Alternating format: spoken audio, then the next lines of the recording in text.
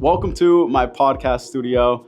This is a long overdue tour. Today, I'm gonna give you guys a full tour of the studio and show you guys the gear that I use and how I shoot high quality content inside of this room.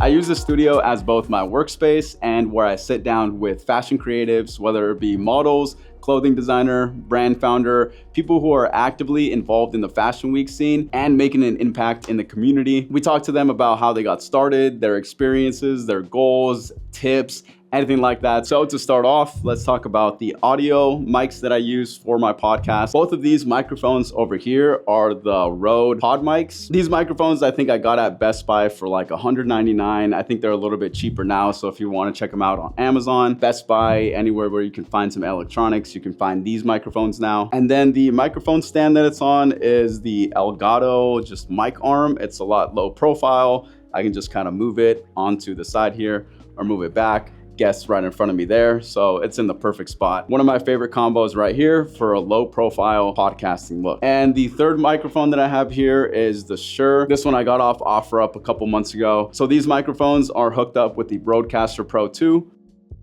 This is an amazing audio device. It sounds super well, works super easy. I haven't used too much of these buttons on the side right here since there's nobody really controlling the back end of it because we're both talking on the podcast. So this one right here does get pretty costly, but it's definitely worth the investment. The second one that I used to use before I upgraded to this one was the Zoom PodTrack 4. It's a decently well audio recorder. The only thing is sometimes it messes up on reading the card. So you have to do a card check before you even hit the record button. So there's a couple tedious things that you have to do with one, but it still works really well if you're only recording probably under 30 minutes. Because then after that is when it starts kind of messing up a little bit. But definitely this is a good option, a lot more portable. So then there's not really too much that's on this desk right here. So down here, there's not really too much, just snack for later. ClickFunnels book from Russell Brunson, my teleprompter, some batteries, and just a bunch of random cables and stuff. This is what it looks like when you're behind the camera, when you're the audio operator. So when I first moved into this studio here, there was two main problems. There was a big steel rack that was taking up half of the room, and the paint colors are just awful. Like, we got some Dragon Ball Z fans that were in this studio before us or something, because the orange and blue just does not look right. So the first two things I had to do before I could even start moving any furniture in here is I had to get those two things dealt with. So then I spent the next couple days painting the walls of the studio a dark gray color. You see my boy Armando Swole in the other room over there, but it's looking a lot better. The paint makes a huge difference. I then added some soundproof foam and got that rack out of the way. So now I got all that out of the way and done with. So the rack is now in the other room over there, and the paint just makes everything look a lot better, especially for podcasts. You want to have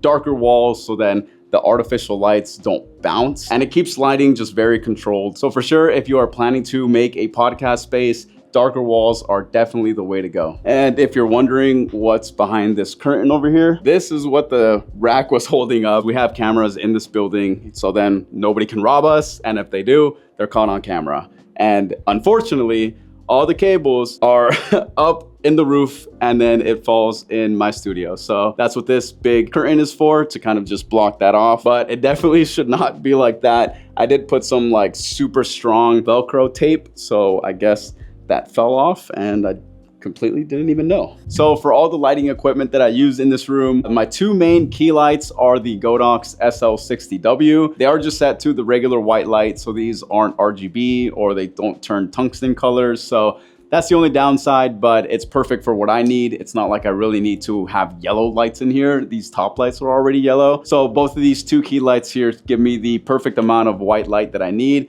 for my podcast guests to look good and for all my colors to be balanced. And then as you can see, I have two different strip lights. So I have this one right here, and then I have this one over here. Both of these are RGB colored. I can turn them to any color. These two, I don't have them connected to my phone, so I have the remote that I turn on all the time and kind of switch between colors on there. So these floor lights here are also from Govee. I have the app on my phone here where, again, I can kind of turn them all different colors. So depending on what mood I'm going for, My Hot Shots color is usually this purple one here. You can have different styles of it. If you guys have anything Govy, I'm pretty sure most of the people watching here know what it is, but there's a lot of different options that you can choose. Mood lights are super, super important. They give the room just a colorful feeling. The aesthetic of it, it just looks a lot better when you have lights going up against the wall, a nice little gradient. Looks very professional, so very highly recommend Govy. And then on this third tier here is once we get a brand that we're gonna work with for Hot Shots,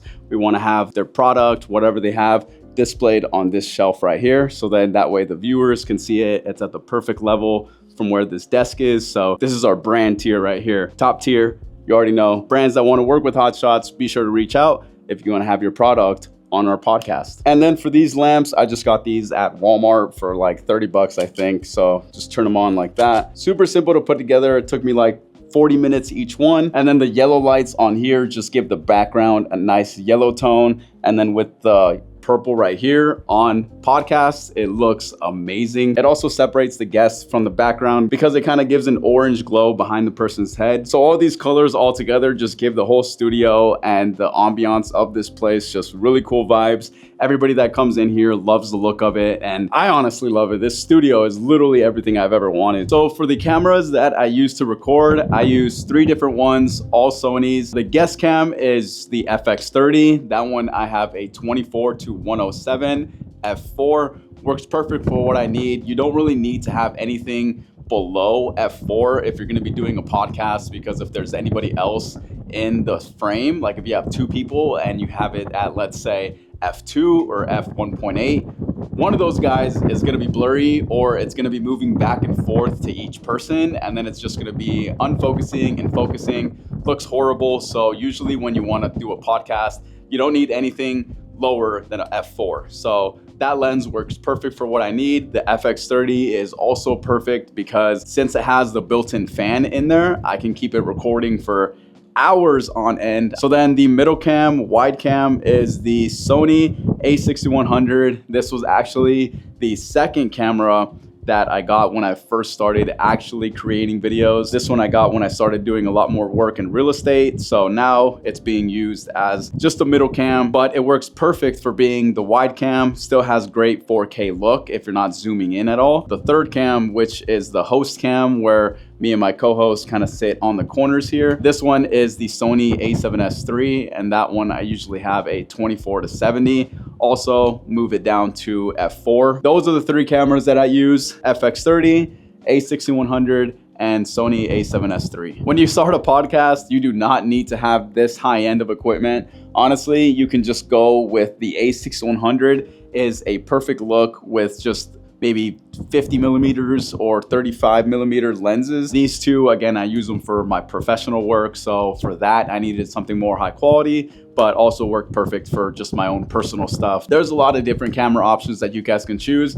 I've always stuck with Sony's. That's what I would prefer. 2 camera setup is perfect. 3 is great. Definitely, if you guys have any questions on a budget camera, comment down below and I can give you a good examples of good starter podcast cameras. So as for all the furniture that's in here, these tables and this chair was already in this building when we moved in. And this spot right here is usually where the guest sits. So their camera angle is usually there with the FX30. They kind of sit here, move the mic towards them, and then I'm sitting directly across from them. And this is how the first setup of the podcast studio looks. And then just some of the last things that I want to add here are those wood soundproof panels. I'm pretty sure you guys have seen those on other podcast settings before. They're super popular. And then add a neon sign of our Hot Shots logo. And then after that, this space will be completed. So that is everything that I have in my studio here. If you have any questions, if you want to make your own podcast studio but don't know where to start, definitely comment down below and I'll be sure to answer. And then here is basically like the other part of the building that we're in.